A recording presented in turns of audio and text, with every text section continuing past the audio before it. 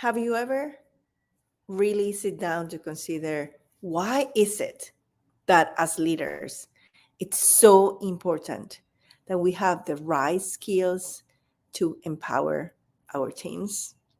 Today, in this episode of Leading Intentionally, I'm going to share with you the importance of empowering your teams and practical tips that you can do that in the most effective way. So don't go anywhere.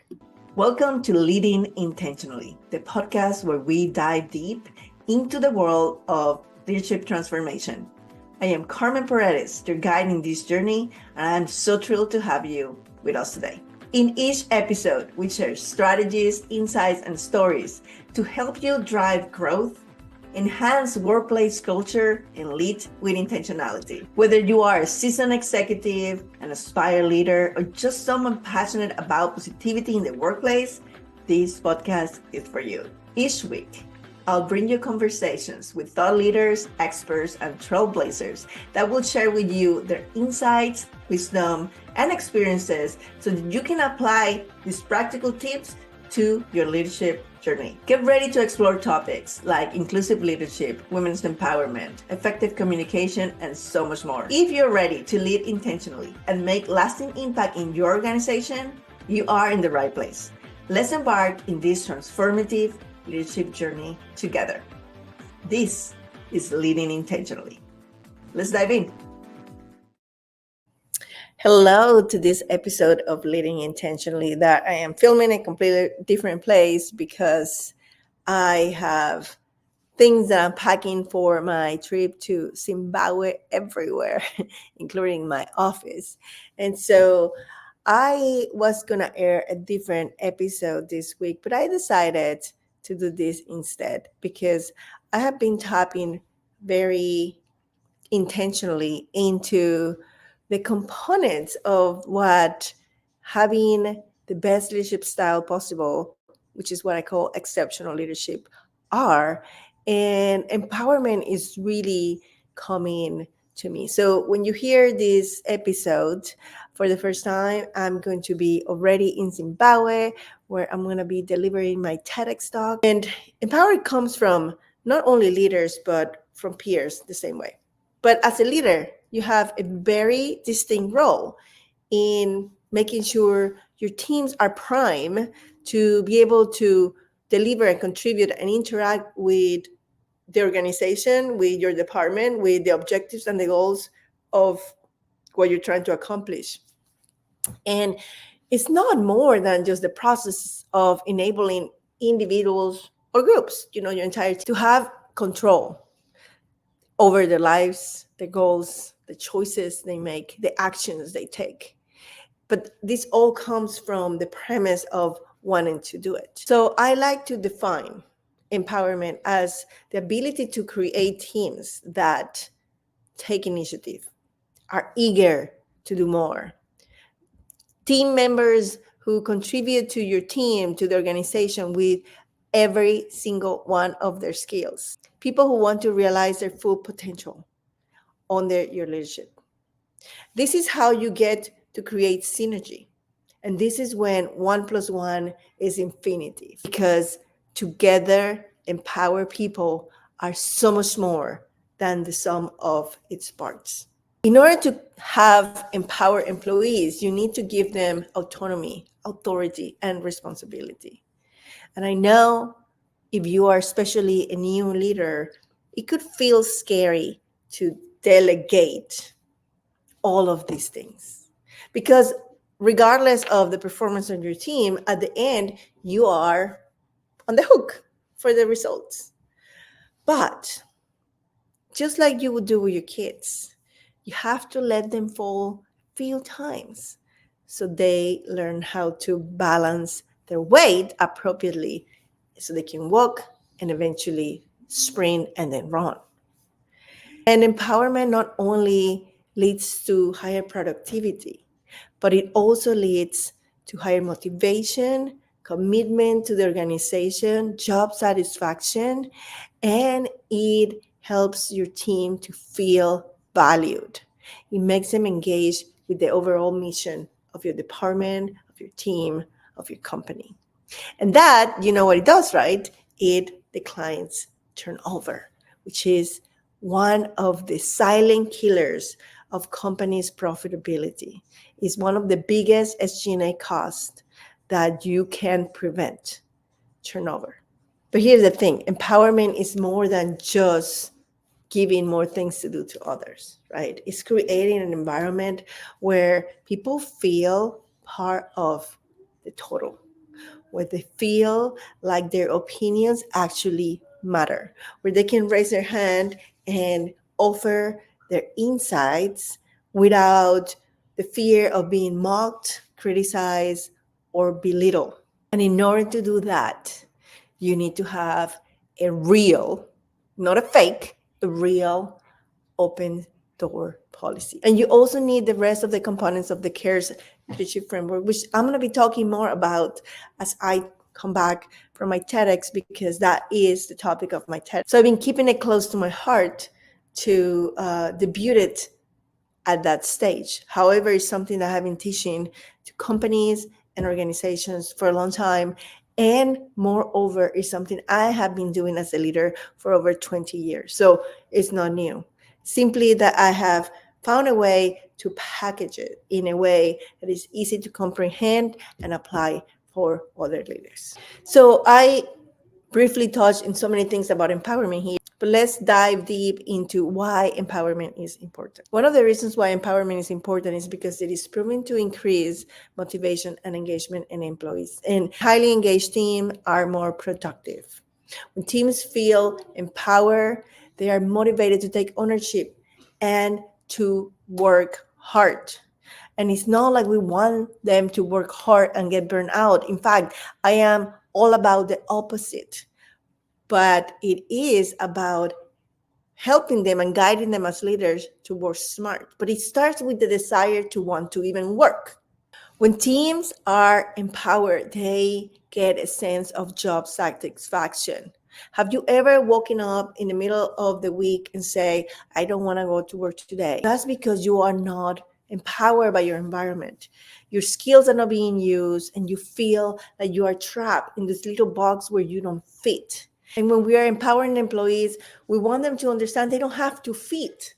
They can be authentic, bring to the table their unique skill sets, and contribute to the organization in that way. And that is exactly what sparks creativity and innovation. Because here I am going to get a little esoteric for a second. We have the masculine and the feminine energy. We all have it. You don't have to be a male or a female to experience these energies. And it's the balance of them both, the yin and the yang, that creates the most powerful human being ever. And I'm talking powerful from the within, not strong. And the creativity and the innovation is a feminine energy skill. And you cannot let it out safely unless you feel the structure in which you live, in which you habitate, it's safe. So by empowering your teams to be authentic, to shine their light, to bring ideas, you are allowing them to open the door to that creativity and have those ideas that can help your organization be a game changer. When your team members are empowered, they can make better decisions without your help, because decision-making wisdom is also, you guessed it, a feminine energy attribute. Tapping into one's intuition is key in order to make good decisions. Sometimes, and as business moves so fast, you don't have the opportunity or the luxury to go and read 300 pages of data before you can make a decision. Sometimes you have to follow your gut feeling, and that comes with empowerment. Increased collaboration, also a feminine energy trait, only can be experienced in environments where empowerment exists. Otherwise, people tend to revert to the wounded masculine where everything becomes a pissing contest. Have you ever gone to the zoo and see the lions and see how far they can pee? I'm not kidding. Like this is, I think it was like the San Diego Zoo, and there was this big sign that says, "Beware of the lion pissing." And I was like, oh, there's no way he can come all the way over here. And seriously, like I was so lucky I got to see the stream of pee coming my way and have to move. But it was like a long ways where this animal can actually shoot. And that's why he's the king, right? Because he can pick the greater distance. But when we are in our wounded masculine, right, we revert to the primal senses of survival and everything becomes a piecing content, meaning that collaboration can exist. And then empowerment allows people to want to grow professionally and personal.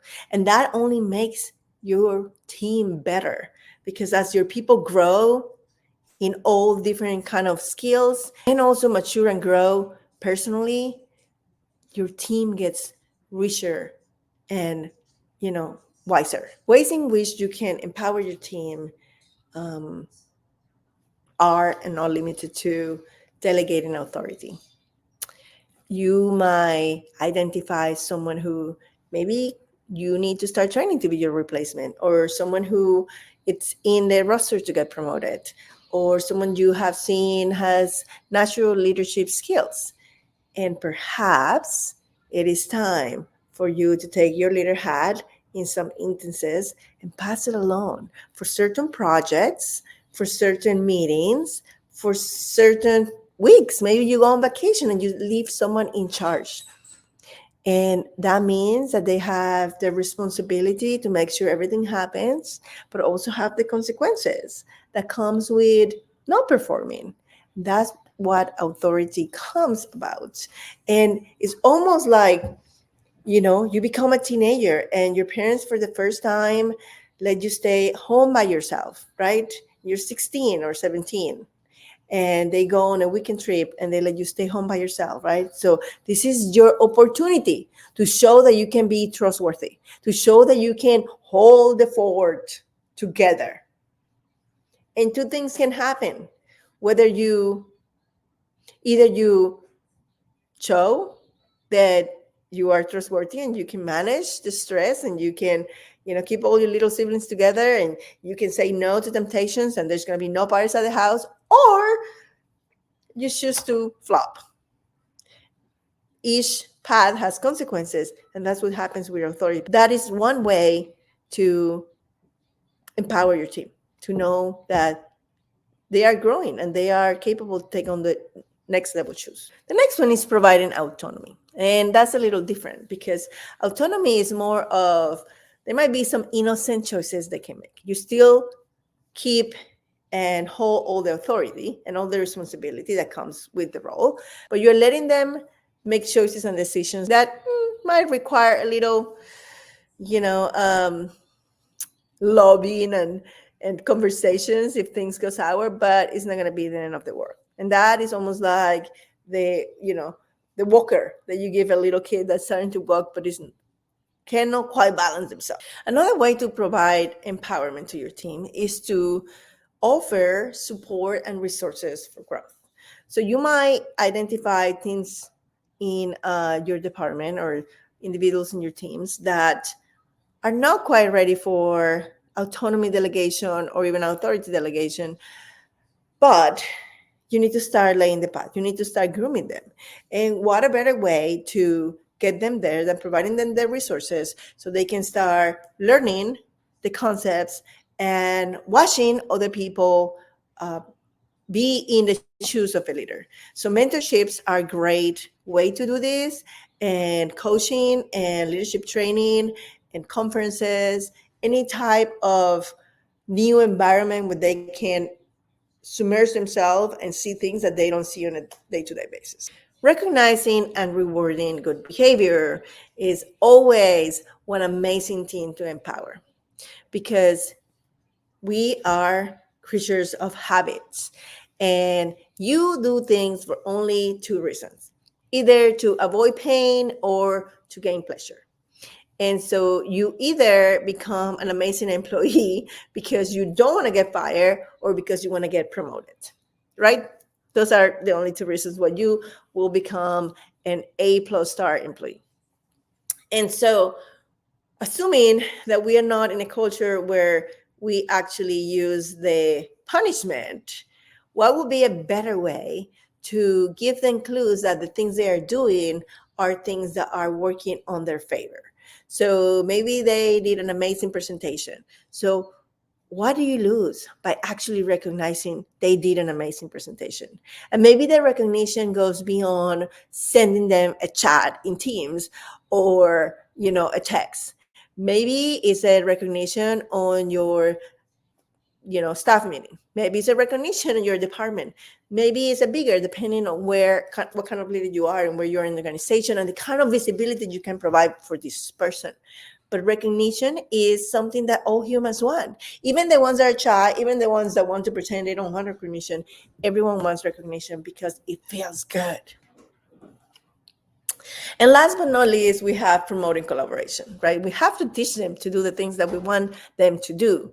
And collaboration sometimes, unfortunately, in our society now is not a normal thing, right? Because everyone is like living like this. Like sometimes I tell my kids, like, can you please just put your phone down and see where you're walking? Because we live in this world where we're driving like this, we walk like this, we eat like this. And so there is no opportunities to actually collaborate with each other. But as a leader, it's your job to get your team used to collaborate and see the value of it. One time I had a department meeting in my home. And after a day of working and creating goals and visions and strategy, I had like post-it notes everywhere. And so after an entire day of working, and they were here from like breakfast, so like 8 o'clock in the morning, they culminated, and it was in the calendar. They knew we were going to have dinner. But instead of me cooking or providing the dinner for them, I did a team building and I made them cook the dinner. I know. They had so much fun, by the way. They still, till this day, talk about this day. I'm going to say I love to cook, and I don't cook normal stuff. I like to cook fancy stuff. I probably was a chef in another life. And I gave them a recipe to make beef Wellington and pommes duchesse, which is just like a fancy mashed potatoes and some vegetables. But I literally like gave them the recipe and all the ingredients, and I sat back and watched them. And some of them knew how to cook, some of them had no idea how to chop an onion. And that created the opportunity to collaborate in a fun environment where nobody's job was in the line, and they got to see each other and work together and realize, oh yeah, this person can do this better and whatnot. So these are just like, it's just a fun thing you can do with your team to foster collaboration. The most important thing I want you to remember today is that empowerment is what you need to create so you can then foster the open communication that everyone wants. And why do you want this open communication? You want this open communication because you want to be able to know what they're feeling. The way they feel about your leadership is everything. It's not a soft skill, it's a real skill. And when team members feel empowered, they feel valued, they feel appreciated, they feel supported, and it gives them the freedom to want to continue to work with you. And when they feel that working with you and for you is their choice and it's not, a life punishment because we all need a salary to be able to pay for our mortgages, when they feel that working for you is their choice because they like you, because they respect you, because they admire you, because they want you to be their leader, that's when you can open all the magic that comes with each of them. So I hope you find this episode insightful and start applying these empowerment techniques in your team. And I am going to start leaving you with a question every time we finish the podcast going forward. And it is, as you lead intentionally, how are you being an exceptional leader today? I'll see you next week in another episode of Leading Intentionally.